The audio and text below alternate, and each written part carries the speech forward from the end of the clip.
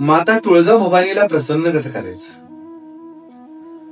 बऱ्याचशा जणांच्या मनात शंका असते की आदिमाया आदिशक्तीला प्रसन्न कसं करायचं. प्रत्येक देवाचा मार्ग आम्हाला युट्यूबला मिळतं, इन्स्टाला मिळतं, परंतु माता तुळजापूर वासिनी तुळजाभवानीचा प्रसन्न करण्याचा विधी कसा काय, तर चला जाणून घेऊया.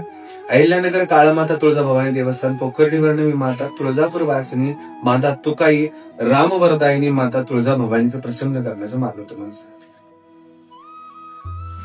माता जगदंबेला सर्वात प्रिय असणारी वस्तू म्हणजे कुंकुम. देवीच्या कपाळाला, देवीच्या चरणाला पूर्णतः कुंकूच लावलेला असतं. हळदीपासून बनवलेलं केमिकल रहित कुंकू तुळजापुरात तुम्हाला मिळतं. आणि या 3 बोटाने जसं आपण धूळ कपाळाला लावतो तसं या 3 बोटाने माता भगवतीचं कुंकू आपल्या कपाळाला लावलं जातं. त्याचसोबत माता भगवतीला पूजा प्रिय आहे ती दही पंचामृताची.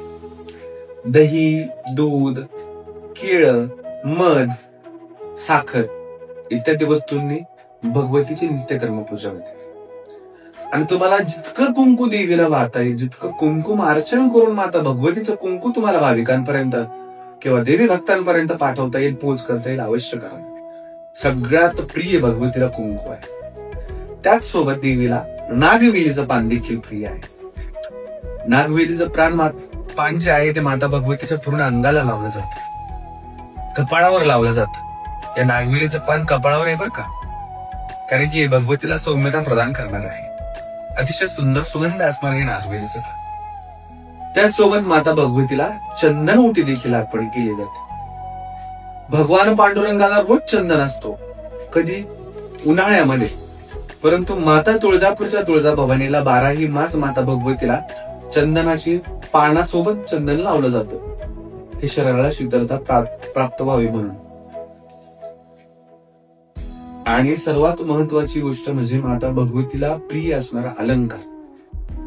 बरेचसे भाविक असे चूक करत असतात की स्वतःला चांगले वस्त्र घालणं, परंतु माता भगवतीला वस्त्र अर्पण करायला नेताना त्याचा भाव केला जातो, त्याचा तोल केला जातो आणि अतिशय खालच्या दर्जाची क्वालिटीची साडी देवीला काठ पदर नसलेली देखील काही माणसं नेतात.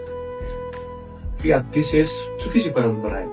माता भगवतीला राजभोग राजोपचारातलेच रेशमी वस्त्र अर्पण केले पाहिजे यथाशक्ती. आपण जे वस्त्र अंगावर घालतो त्या वस्त्रापेक्षा श्रेष्ठ वस्त्र आपण भगवतीला दिले पाहिजे आणि भावनेने अर्पण केले पाहिजे. जेव्हा वर्षातून 4 वेळा ओटी भरायची, तुम्ही वर्षातून एकदाच ओटी भरा, परंतु मनापासून. अशा प्रकारे माता भगवतीला प्रसन्न करण्यासाठी भाव असतो. आणि दुसरी महत्वाची गोष्ट, माता जगदंबेला प्रसन्न करायचं असेल तर दुर्गाष्टमीच्या दिवशी किंवा पौर्णिमेच्या